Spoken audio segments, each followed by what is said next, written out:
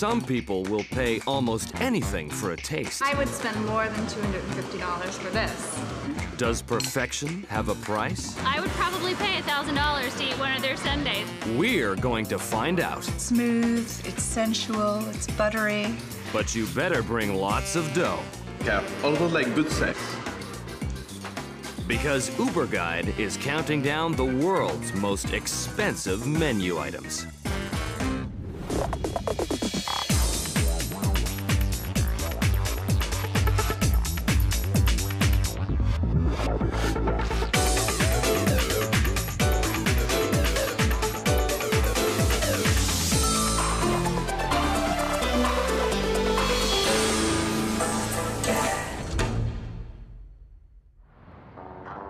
The city of brotherly love, Philadelphia is famous for its ices, pretzels, hoagies, and above all, the iconic cheesesteak.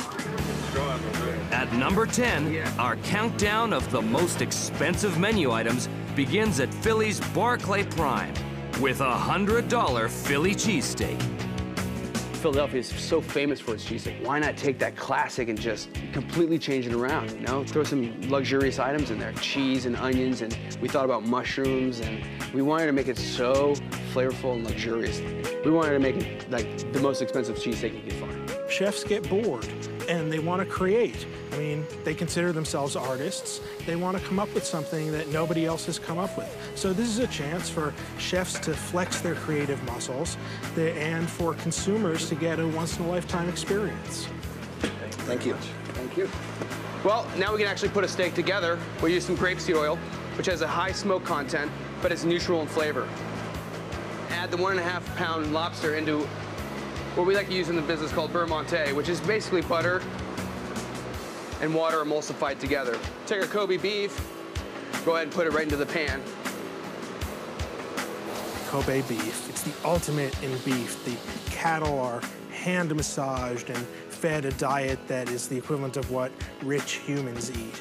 And it results in this incredibly tender beef that's almost not like beef. It's like beef that's been taken to a whole different level of tenderness and succulence. We want to serve it medium rare. Season it with a little salt and pepper at this point. I'm pretty aggressive with my seasoning. Meat takes a lot of seasoning. I put handfuls. We'll grab our cheesesteak bun. It's made in-house. It's an artisanal bun. Black peppercorns. We're gonna pop that into a 350-degree oven for about 4 to 5 minutes just to heat up.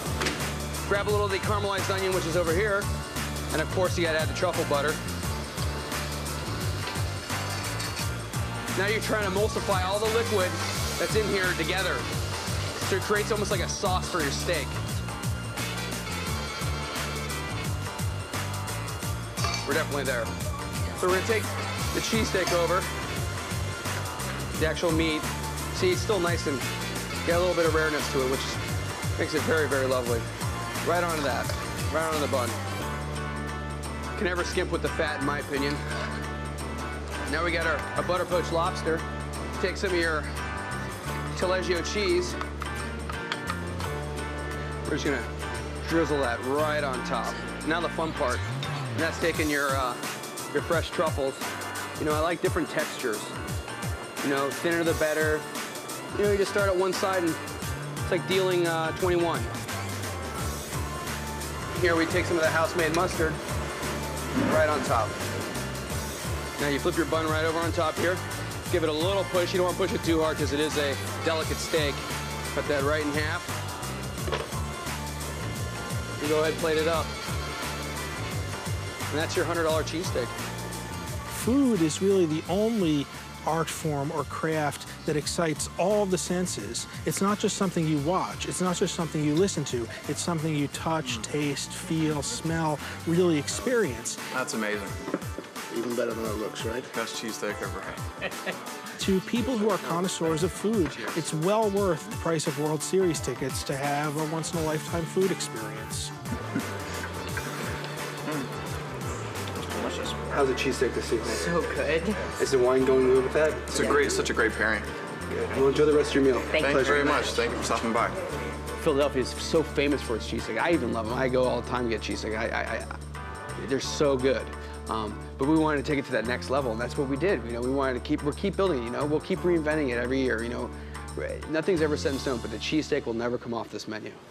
For our next uber-expensive dish, we're hopping the pond to London, England, and the Kai Mayfair restaurant. Now, $200 might sound steep for a bowl of soup, but Buddhist monks will jump the monastery wall to get a slurp of our number 9 menu item. A monk was walking along the street one day. He smelled this wonderful scent of a soup. And it was coming from behind the wall. And basically, he had to jump over the wall to have a look because it smelled so good. That's apparently where the name of the soup comes from. We did not design this purely to gain attention. It's part of our menu.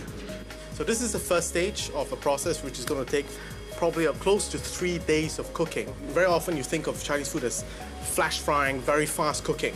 But actually with the really precious ingredients, and this soup in particular, it's all about making the cooking process as slow as possible. Now, the first step, we have chicken, we have corn-fat chicken, and we actually use 1 whole chicken for a single bowl of soup, so you get a flavor which is really intense, really strong, and chicken soup like how it's supposed to be. And you have a ham, a Spanish ham, a wonderful flavor, and we have dried orange peel, and we have dried longans. And this basically will then go into a steamer for 7 hours. If you cook it too quickly, the stock tends to be very cloudy, and it's absolutely essential that you get a very pure, clear taste. After 7 hours, it's not over yet. The stock still has to be concentrated further, and 2 more ingredients are added. So we have the basic stock, which we've now finished, and now we add another chicken inside. We add the abalone, and we add the Japanese flower mushroom, which is going to give this particular stock, which we call the superior stock, a very unique flavor with the mushroom and abalone inside. If you take the whole chicken, a really good chicken, and you make a stock out of that, and then you throw it away and put another chicken in that stock and keep making the stock out of that, you're going to have a stock that's unlike anything you're accustomed to. It's going to be richer, it's going to have a better color, it's going to be like a chicken in a cup. We actually serve this soup in 3 parts. The first part is basically a bowl which has the abalone inside. It usually takes about a year for the abalone to grow an inch, which is why it's so expensive. And the second part is basically with the chicken and some of the cordyceps. We use wild ginseng. The difference between, I suppose, the wild and the farm ginseng, I suppose the difference between good wine and bad wine. And in the next bowl, we have the sea cucumber and the dried scallops with the Japanese flower mushroom. Connoisseurs of Chinese cuisine love the shark's fin and the abalone. They are rare, they do have very unique textures, and a lot of Asian connoisseurship is about the texture more than the flavor. Now each bowl has to be covered up and sealed with cling film. Every little drop of flavor stays in. And then off to the steamer again. 4 more hours cooking, so that's quite a long time. Alex, the customers have been waiting for 5 days for this. So we have wolf grease in there with the chicken. And the next bit is the abalone completed. The final bowl. And one last thing to do is the gold. The Chinese people loved the symbolism in their food. So gold represents prosperity and good fortune. Taste-wise, it does not add that much to the dish, but someone eating that dish deserves as much prosperity and good fortune as they can. That seems to be a whole amalgamation of flavors. Try soup. The abalone, what can I say? I mean, I love abalone and seafood. Fishy. A bit too fishy. I don't really like it. Wow. Wow, that's really good. No chance. Not a hope in hell.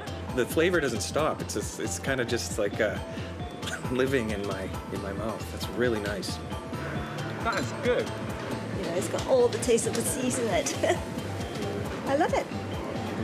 Apart from the wonderful flavor, apart from the fact that it's the only soup you can have which has gold in it, and the only place in the world where you can try the most expensive soup in the world. When we return, an ice cream treat that's as good as gold with a price tag that's out of this world. Next on Uberguide.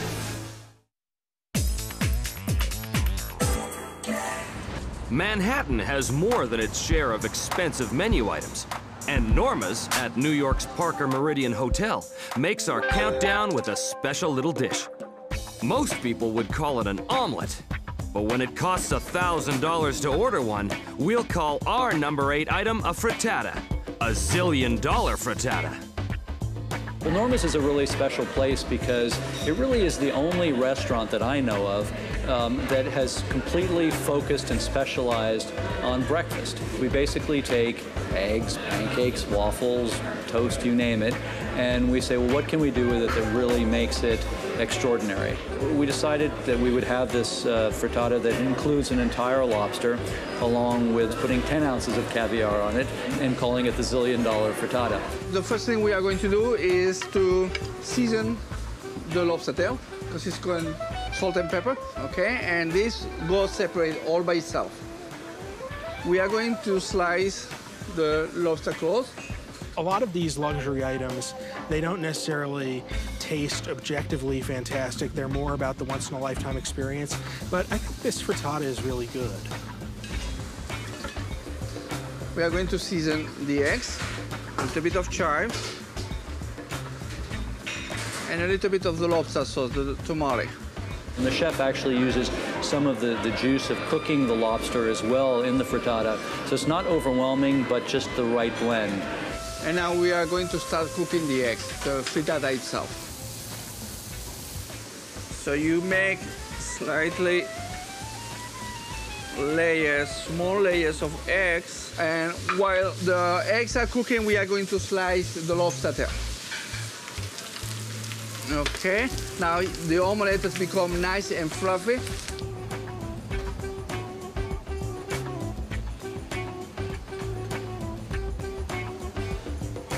The sauce, the lobster sauce, the caviar.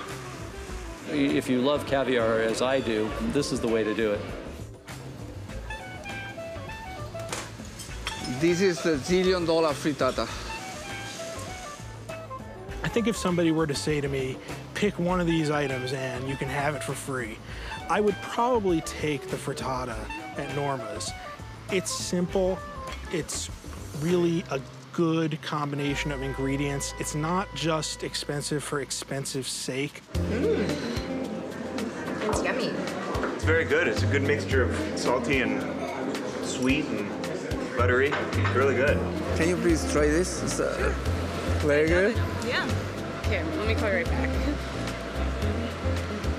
What am I eating? A frittata with caviar, lobster. How do you like it? It's good. It's good? Mm-hmm. Oh, yeah. It's good? That's good. Oh, that's delicious. Is it? It's wonderful. It's wonderful. $1,000. No way. Yeah. Wow! Really? Where? Is it my money? That was rich. But I'd still rather go away for $1,000. Now that you've spent $1,000 on brunch, this is no time to cheap out on dessert. It's time to head across town where you can join the lineup for Serendipity's famous ice cream creations. This is no health food joint, and at $1,000, the golden Opulence Sundae may be the ultimate statement in self-indulgence. Serendipity is just kind of an old spot that's honored by New Yorkers, and Marilyn Monroe used to come, and Jackie Onassis used to come. It's just kind of glamorous. Is Kate Beckinsale in here? That's what Oprah says. She says if you have to beg for a steal, you have to come get the frozen hot chocolate. Just to experience, you know, a little bit of New York that hasn't changed. Serendipity is famous for its frozen hot chocolate. Very good. And extravagant ice cream creations.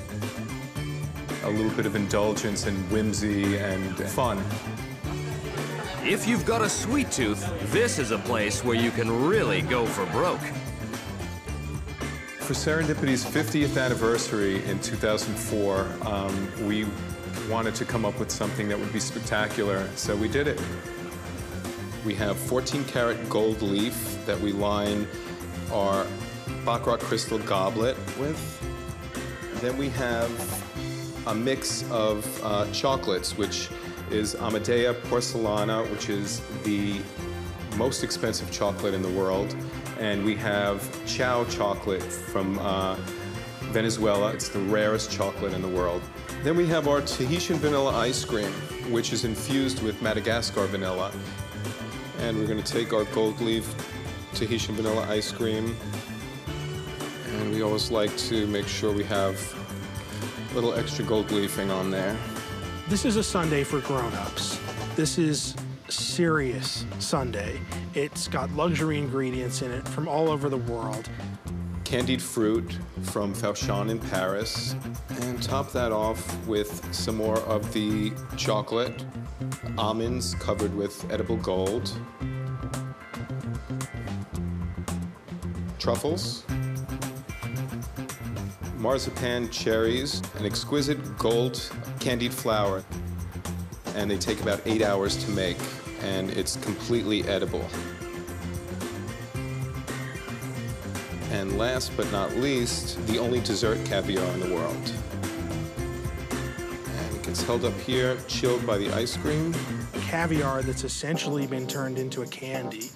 And what it does is it really raises a dessert item to the level of a lot of these other things like foie gras and truffles and caviar by incorporating some of these same ingredients and techniques.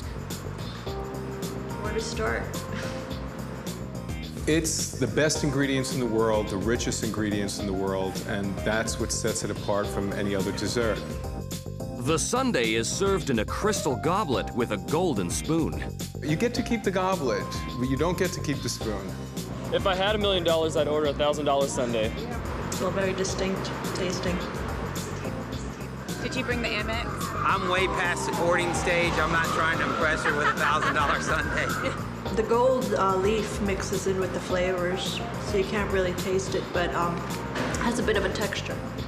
I think this sundae is such an over-the-top, once-in-a-lifetime thing that if few people get together and have it, it might be kind of fun. I would probably pay $1,000 to eat one of their sundaes. It's wonderful. I'd rather spend my money on clothes. Coming up, sweets for my sweet, the saying goes. And at $2,600 a pound, these handcrafted chocolates should be very endearing. Almost like good sex.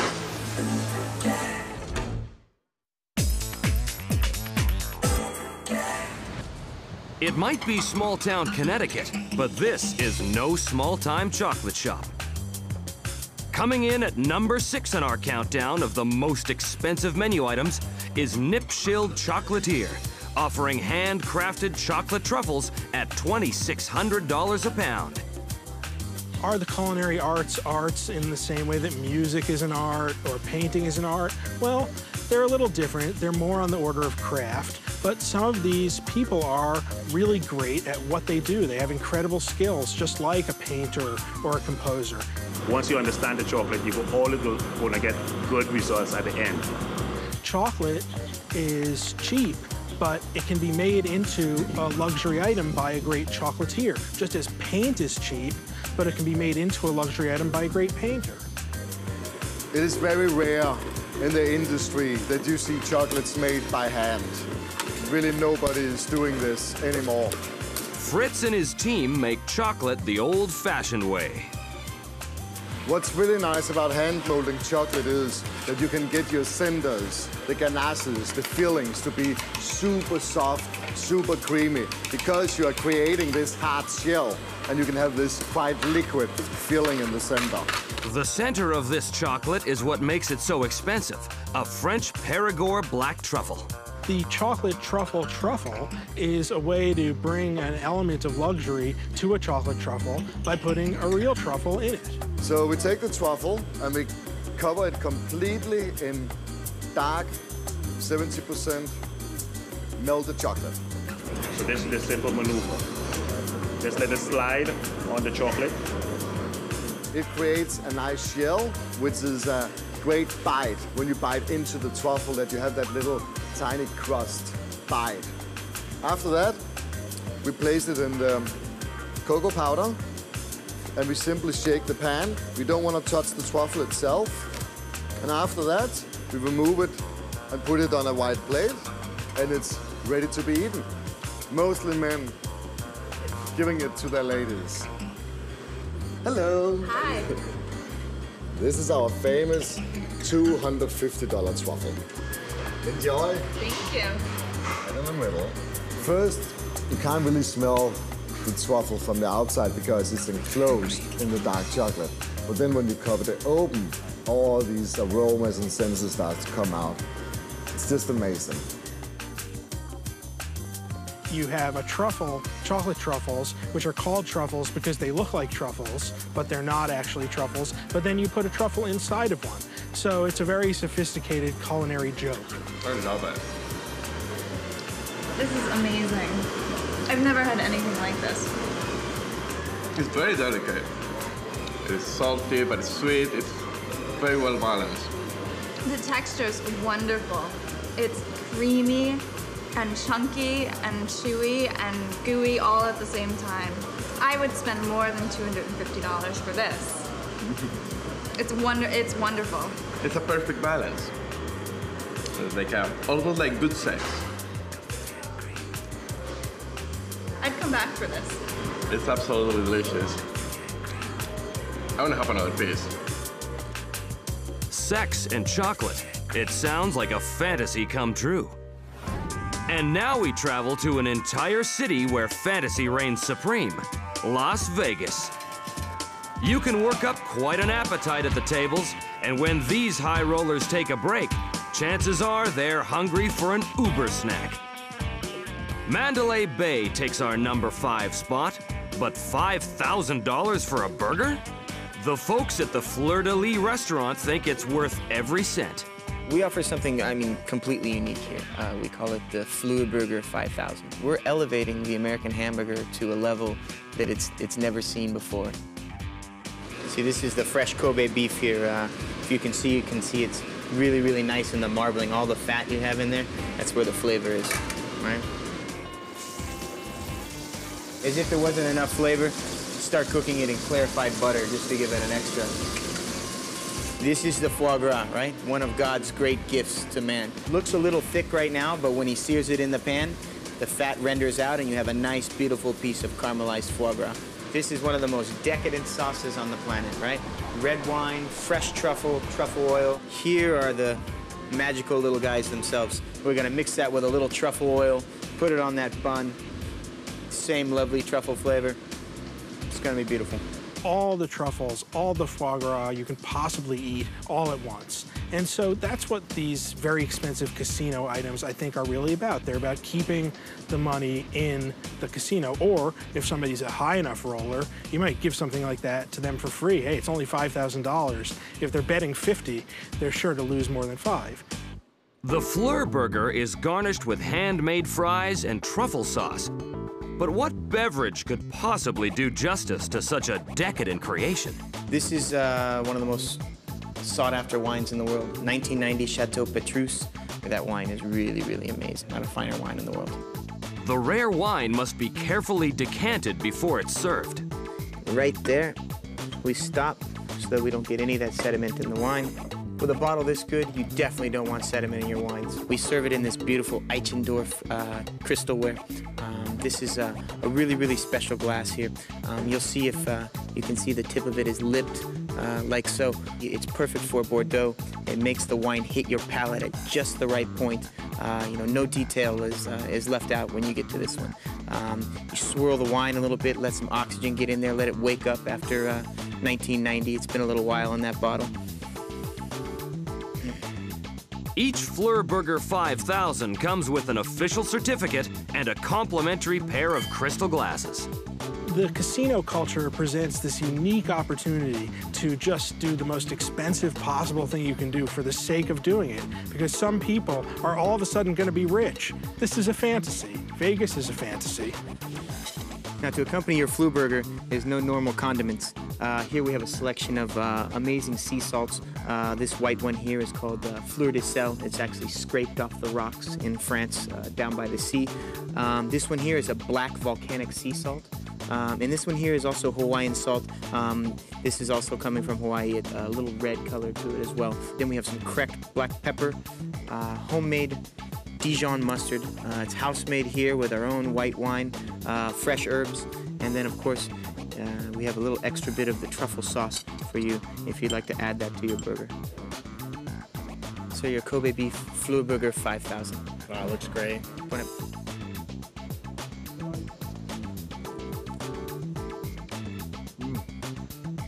Fantastic. It's very exotic. Their flavors and tastes I have never had in a burger before.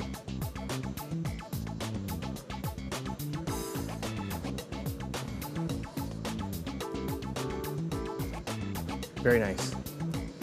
It's a great combination. This is the place where you come and you're blown away by the intensity of the flavors. Each element adds a little bit more to the bankroll. There's nothing held back on this. I mean, if someone wants to spend $5,000 on a burger, they're gonna get, you know, a $5,000 burger. When we return, why does a little cocktail cost 10,000 smackers? Find out next on Uberguide. We've tackled the $100 Philly cheesesteak and jumped the wall for a $200 bowl of soup. The Zillion Frittata was topped off with a $1,000 Sundae. After you've experienced $2,600 a pound chocolates and a $5,000 hamburger, you won't be surprised by the cost of our next precious delicacy. In the number 4 position, Persicus Iranian caviar at $7,600 a kilo from New York's Petrosian. The most expensive caviar that we have right now is the Imperial Special Reserve Persicus. It's from Iran, and it's the highest grade of Osetra. Caviar is one of the classic, rare, expensive foods. It's been a connoisseur item since the imperial days of Russia. And what Petrosian is offering is a particularly high grade of caviar. It's the caviar lover's caviar, so it's very expensive per gram. But also Petrosian has an amazing service. And so it's this amazing once-in-a-lifetime experience. And the nice thing about Petrosian is you can get just a little bit of it. You don't have to get a whole kilogram of it. You can just go in and get a few grams for a few $100s and get a taste of what that's like. Not too. This is the caviar room. This is where we pack the caviar from the original tins. Marta, she's our main packer caviar over here. So she's gonna show us exactly what we do with the OTs. The price of an original tin like this is over $10,000 for the Persicus specifically. As soon as the original tin is open, we grade it. At this point, you look for the quality of the caviar itself. Consistency is very important. The color for the Persicus is very important. More importantly, the taste. The process that she's doing is very important to maneuver the caviar in a way that the eggs don't break. The caviar is going to look nice and beautiful all the time because presentation is very important. It's so fragile, so we are so careful when we pack it. So, you know, for us, it's the same way. When you put it in your mouth, we don't want it to be broken. It's truly divine. There's no better high. You just can't beat it. You don't chew the caviar, you just have it in your mouth for a while and then to have all the flavor ready. You can put it on the toast, but you don't really spray it, you just put on the toast. The most expensive caviar, and the reason it is the most expensive caviar is because the sturgeon has to be older, the beads will be bigger, and that specific grading of Persicus is very rare to find.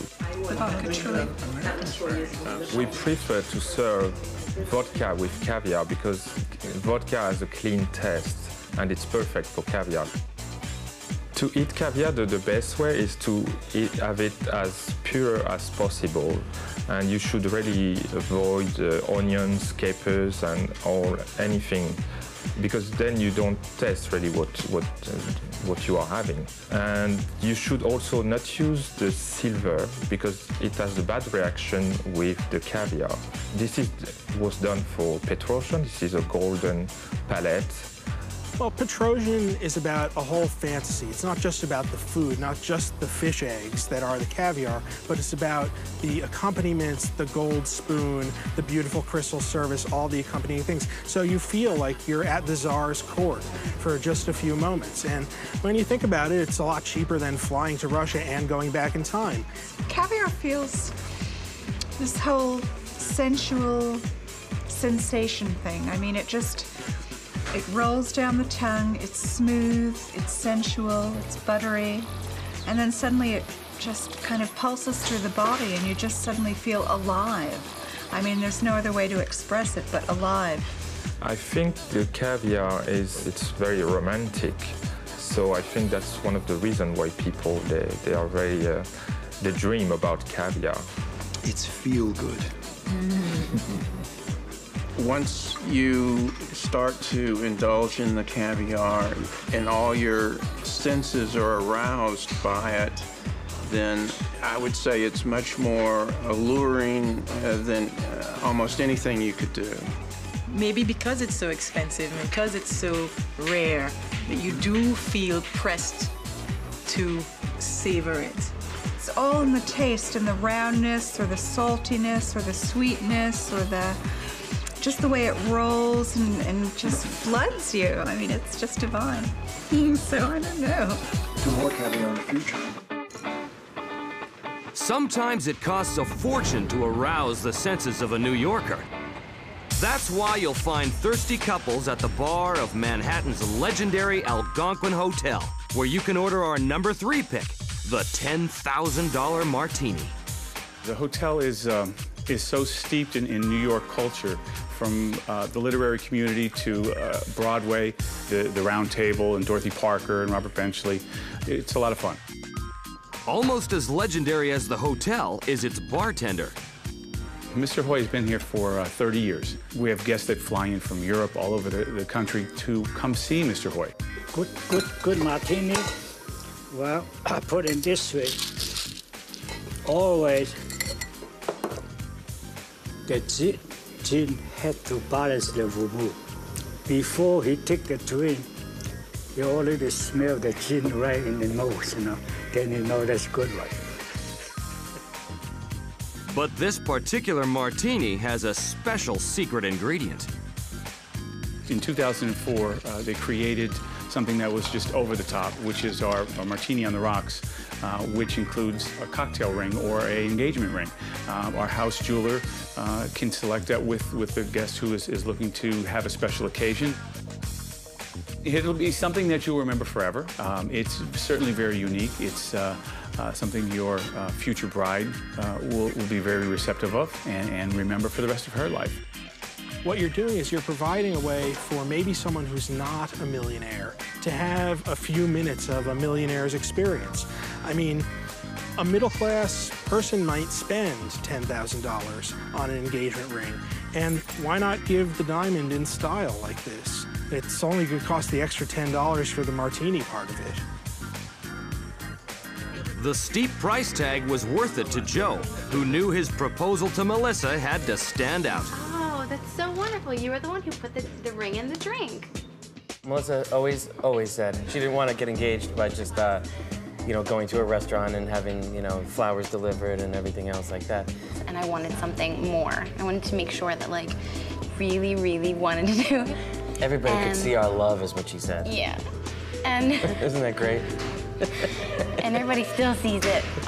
Could there be a better place to propose than the Algonquin Hotel? It's probably one of the most unusual, interesting, historical places. You certainly, if you propose there, you're sending a message that you have great taste. And the waiter tried to give her the martini knowing that there was a diamond ring in it, and she didn't order that and was very particular about that point to the gentleman. And so refused the drinks and didn't want them and nothing. So finally I said, oh, I'll just take the drink. Put it down in front of me. Had a little straw that was with it and tried to dig the ring out of the drink, which took a couple of minutes in itself, as my hand was shaking very badly. And I still didn't realize what it was. I thought it was ice. I think it's a pretty clever gimmick because diamonds have this property that they're pretty much invisible when they're placed underwater. And so as long as the person you're buying the drink for doesn't swallow the diamond, it's really neat because it's not immediately apparent that it's in there. It couldn't have been any better. It was exactly what I wanted. And this has been like the best thing in my entire life. So now I have the best thing, I have the best person, and I'm happy.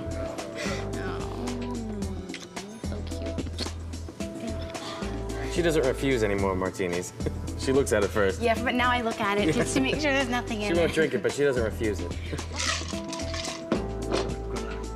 Cheers. Joe's proposal to Melissa was rock solid. Worth every penny. Thank you. Fantastic. Thank you. Next, we journey to Beijing to feast like an emperor when Uberguide Search for the World's Most Expensive Menu Items returns.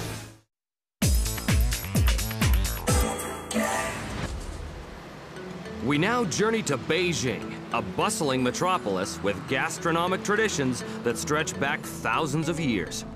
Here, close to the Summer Palace, we find the #2 pick in our countdown, the Emperor's Banquet at Fangshan Restaurant, a bargain at $13,465. This unique restaurant is located in a group of ancient buildings in Beihai Park, once an imperial playground, complete with historic buildings and picturesque lakes. Visitors are greeted by dancers dressed in the traditional style of the Qing dynasty, which lasted from 1644 to 1911. Fangshan Restaurant was established in 1925 by chefs of the Imperial Kitchen, who were put out of work by the collapse of the dynasty. It's Beijing's most famous imperial restaurant, and waitresses serve customers according to the customs of the Qing Palace. Well, the thing to understand about Asian food culture is that it's not just about how the food tastes. It's about the magical properties of the food, the aphrodisiac properties, the curative properties. And so this banquet is not just for the taste buds, it's a banquet for the body and soul. And so there's a very high value placed on these rare foods. The Chinese believe that these things will make them live longer, have a better sex life, be smarter, and so they're willing to pay a premium for that. The Emperor's Banquet is an opportunity to step back in time and taste the luxury of palace life. There are over 350 unique courses that served over 3 days, and usually consist of wild game, exotic animals, and seafood. And it's about $1,500 per person. Beijing cuisine has its own distinctive style and elegant seasonings. Using cooking methods such as deep frying, roasting, instant boiling, stir frying, and stewing, Beijing cuisine tastes crisp, fresh, and tender. The banquet starts with a dish called Celestial Frog Looking at the Moon, which is in fact frog-shaped abalone. This may be your first chance to try camel's paw with scallion. Mandarin duck-shaped steamed prawns is like a handcrafted work of art whose beauty is only exceeded by its flavor. Take a chance with exotic dishes like sea cucumber with shark skin, deep-fried pork meat with pigeon eggs, steamed stuffed bean curd with vegetables, roast mutton and pigeon, webbed goose feet with sauce, and a fan-shaped spray of Chinese vegetables. We're actually here celebrating the financing of his company, so it's a special occasion for us to celebrate. Well, congratulations. What do you think about the food? Oh, it's very nice. It's very elegant, and it's really delicious. Well, food is fabulous, and this is the reason why we come here all the time. It's very unique. It's a very special setting, so it's been great. The Fangshan restaurant was typically popularized by tourist groups from Japan and Singapore, but now it's being used by everyone for major birthday celebrations. The royalty eats here from all over the world, and people come here to close major business deals. So it's been an overall royal banquet for those people that need to impress. If you've ever wanted to dine like a king, the Emperor's Feast at Fang Shan Restaurant will give you a taste of the good life and a royal-sized bill of $13,465. When we return, we go deep into an exclusive cellar to reveal the world's oldest drinkable bottle of wine. Stay tuned for our #1 most expensive menu item next on Uberguide.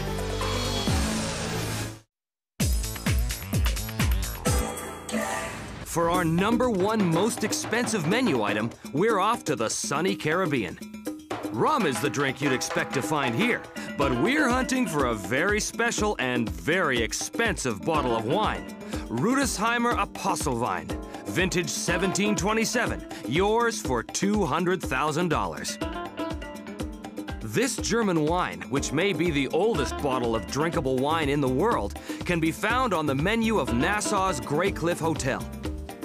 An 18th century Georgian mansion, the Grey Cliff is a boutique hotel with 29 luxurious rooms and a 5-star restaurant. The atmosphere here is wonderful, and the service is excellent. Otherwise I wouldn't come here. The Grey Cliff also has its own cigar factory, managed by a Cuban who created the legendary Cohiba, Fidel Castro's favorite cigar. Come this way. But the real treat is the 175,000 bottle wine cellar. You got me? It's one of the largest in the world. The collection that I have here might be worth probably close to $20 million. Special occasions, anniversaries, birthdays, you name it, we have it. Any year you were born, we have a wine from that particular year.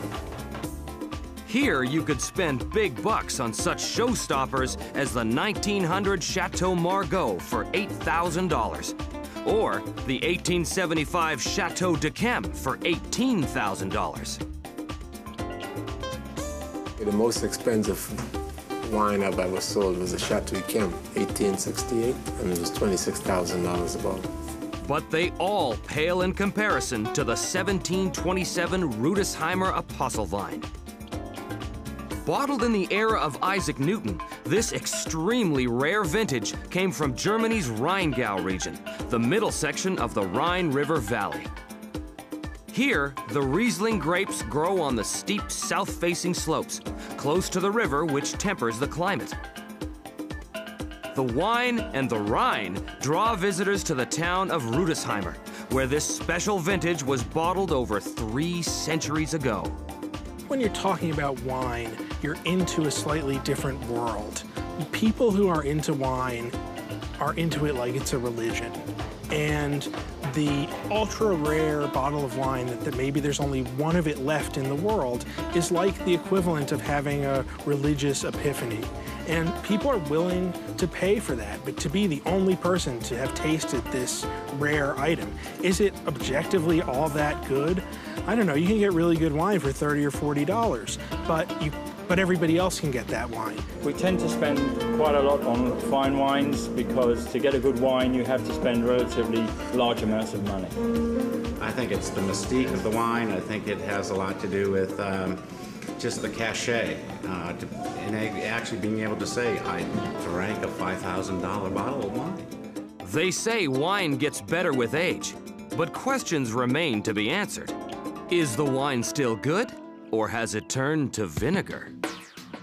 I drank a wine 1795 and 1779 there. They were fantastic, you know?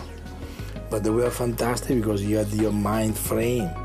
For sure it's the most expensive, you know, but it's not the best wine that you can drink at Grey Cliff, you know. Wine is an amazing thing. It can hold up for hundreds of years if it's been properly stored in a cellar at a cool temperature. It's definitely, there are chances, there are risks that it's going to turn to vinegar.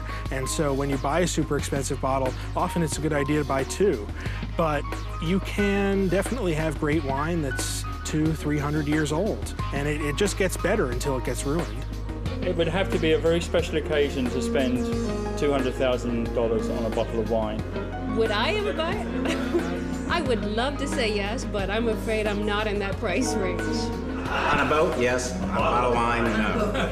I almost sold it for 150,000, but the boss said it wasn't enough. You want it, you pay. What would I do for a glass of this wine? I would sleep with any woman. If the wine's still good, exactly how good is it? It will cost you a mere $200,000 to find out. And that puts the bottle of 1727 Rudesheimer Apostlewein in the #1 position on our list. The quest for the ultimate flavor takes strange and exotic forms. It's a costly journey that many desire and few can afford. But you'll know that you've hit the delicious jackpot when you've dug into an extraordinary delicacy on Uberguide's list of the world's most expensive menu items. Wow, that's beautiful.